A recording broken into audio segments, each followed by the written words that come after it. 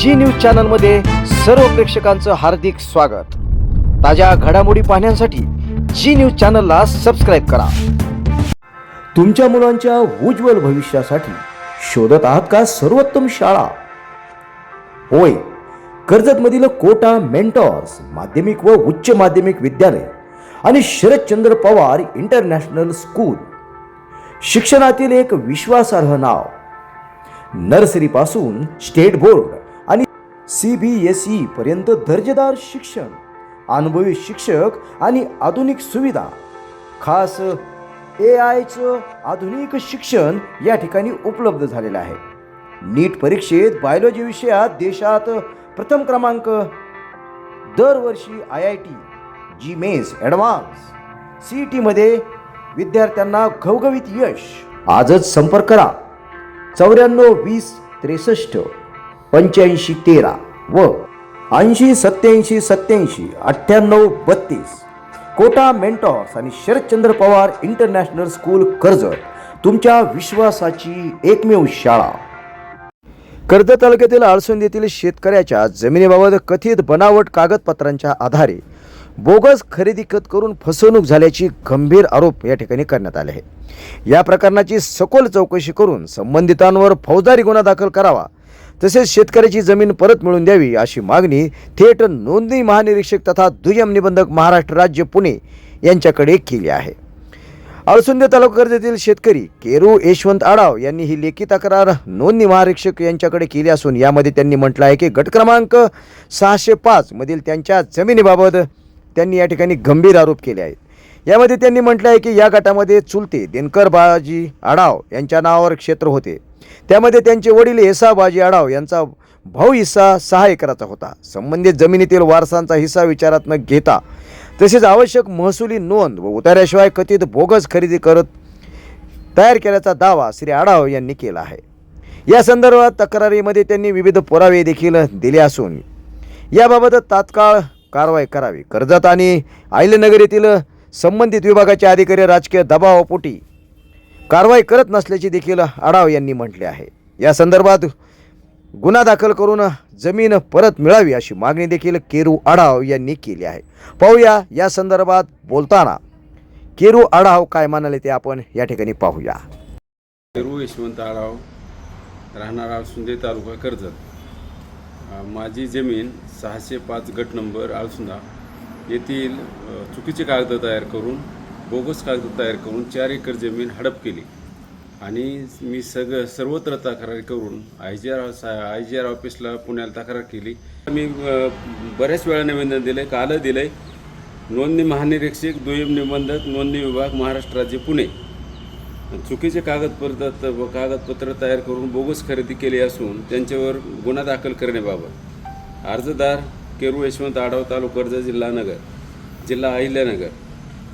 वरील विशेष विनंती की माझी जमीन गट नंबर 605 मधील आळसुंदे तालुका कर्जत, अहिल्यानगर, क्षेत्र 1.60 क्षेत्राची बोगस खरेदी पोपट बाबुराव अनारसे व श्यामराव बाबुराव अनारसे यांनी दादागिरीने बोगस खरेदीच्या नावाखाली लुबाडली आहे।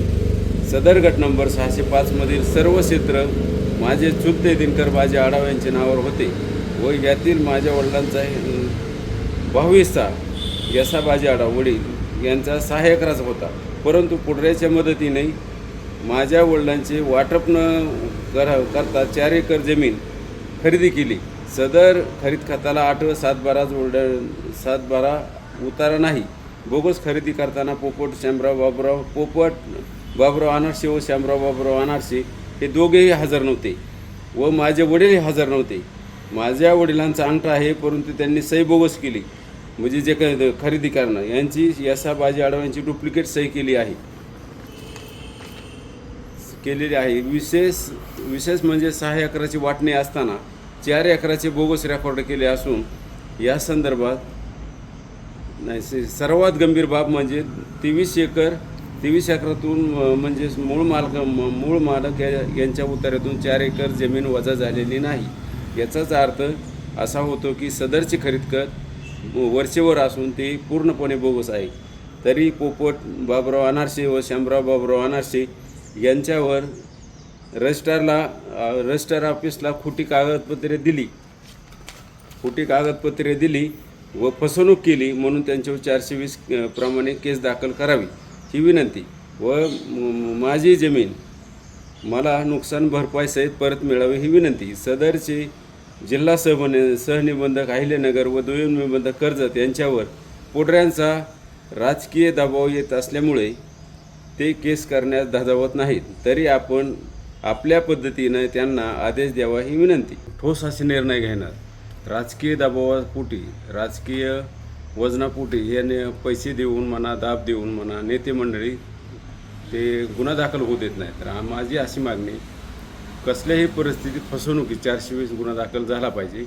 आणि आम्हाला घटना कशासाठी दिली, बाबासाहेब आंबेडकरने एवढी मोठं संविधान दिलं आहे तर त्याचा काहीतरी फायदा झाला पाहिजे ना. आज हे मनमानी वागतात, मनमानी करतात आणि विशिष्ट अधिकारी कर्जत आणि नगरचे अधिकारी लक्ष देत नाहीत, दबावाला बळी पडतात. आणि आमची एकच मागणी की आमच्यासारख्या चळवळीच्या माणसावर जर अन्याय होत असेल तर सामान्य माणसाला तुम्ही काय करीत असाल. तर माझी तळतळीची नम्रतेची विनंती, तात्काळ सगळी चौकशी झाली. फक्त गुन्हा दाखल करायला हे दबावाला भीतात, नगरवाले भीतात, कर्जतवाले भीतात. तर कमीत कमी माझं असं म्हणणं आहे, आणि जे त्या माणसाला, त्या दोन्ही अनारशाला मदत करतील त्या संबंधित पुढऱ्याची सखोल चौकशी करावी आणि त्यांचे गुन्हे दाखल. तुम्ही एखाद्या खास कार्यक्रमाचं नियोजन करत आहात का? जसे की लग्न, डोहाळ जेवण, वाढदिवस किंवा परिवारासोबत बाहेर जेवणासाठी जायचंय? मग तुमच्यासाठी हॉटेल लकी उत्तम आहे. कारण येथे आहे कुटुंबासोबत जेवणाचा आनंद घेण्यासाठी स्वतंत्र एसी व्यवस्था, उत्तम चव, हक्काची माणसं आणि घरचा पाहुणचार. एसी, नॉन एसी आणि डिलक्स रूम लॉजिंग, 3000 स्क्वेअर फुटांचा सुसज्ज हॉल आणि हाय स्पीड इंटरनेट सुविधा. लग्न समारंभ आणि मोठ्या कार्यक्रमांसाठी प्रशस्त आणि देखणे लॉन. एकदा नक्की भेट द्या हॉटेल लकीला. आमचा पत्ता Lucky hotel, restaurant, lodging and lawns, Rashin road, Tirupati Nagar, Karjat, जिल्हा अहिल्यानगर.